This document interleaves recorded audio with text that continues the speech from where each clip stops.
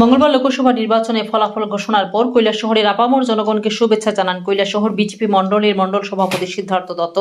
মঙ্গলবার লোকসভা নির্বাচনে ফলাফল প্রকাশিত হবার পর কৈলাসহর বিজেপি জেলা কার্যালয় ভবনে সংবাদ মাধ্যমের সম্মুখীন হয়ে তিনি একথা জানান। তিনি আরো বলেন যে গত বিধানসভা নির্বাচনের তুলনায় এবছর লোকসভা নির্বাচনে কৈলাসহর বিধানসভা কেন্দ্রের জনগণ ব্যাপক সংখ্যায় ভারতীয় জনতা পার্টির প্রার্থীকে দুহাত ভরে আশীর্বাদ করেছেন।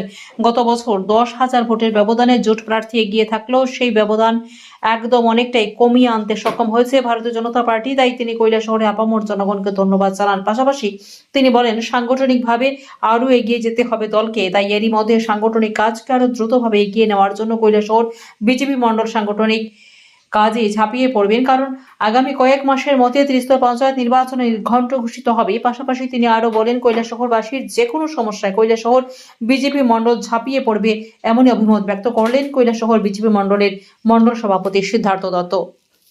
ব্যুরো রিপোর্ট, লাল শক্তি নিউজ। কোনো পলিটিক্যাল পার্টির ক্যান্ডিডেট আজ পর্যন্ত জয়ী হতে পারেনি, যেটা ভারতীয় জনতা পার্টি ব্যতিক্রমীভাবে দেখিয়েছে যে দুজন প্রার্থী বিশাল মার্জিনে প্রায় 70% উপরে ভারতীয় জনতা পার্টি সারা ত্রিপুরা রাজ্যে ভোট পেয়েছে। সেই কারণেই 53 কৈলাসহর মণ্ডলের পক্ষ থেকে সারা ত্রিপুরা রাজ্যে ভারতীয় জনতা পার্টির বিশেষ করে কার্যকর্তাগণ যারা পরিশ্রম করেছেন তাদেরকেও এবং যারা আশীর্বাদ করেছেন তাদেরকে অনেক অনেক অভিনন্দন, শুভেচ্ছা।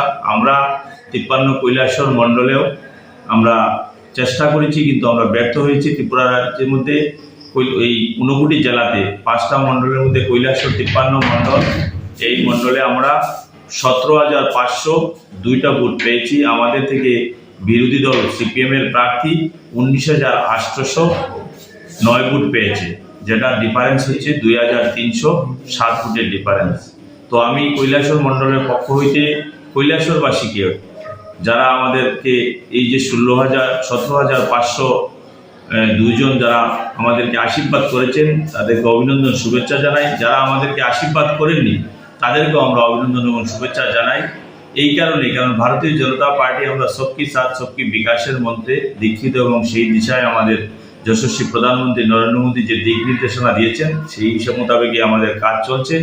আমার বিশ্বাস আগামী দিনে কৈলাসহরবাসী ভারতীয় জনতা পার্টির পক্ষে আশীর্বাদ করবেন এবং আজকের দিনে আমরা বলতে পারি আমরা ভারতীয় জনতা পার্টির কার্যকর্তা হিসাবে এই অঞ্চলের বিশেষ করে 53 কৈলাসহর মণ্ডলের অন্তর্গত প্রত্যেকটা মানুষের পাশে আছি।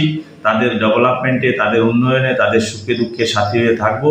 তাদেরকে কাঁধে কাঁধ হাতে হাত মিলিয়ে আমরা কাজ করব, তাদের জন্য আমরা লড়াই আন্দোলন করব, সব কিছুই করব। আমরা শুধু এটুকুই বলতে চাই যে আপনারা নিরাশা হওয়ার কিছু নেই। ভারতীয় জনতা পার্টির পূর্ণ বহুমতে নরেন্দ্র মোদীর নেতৃত্বে দিল্লিতেও সরকার গঠিত হচ্ছে।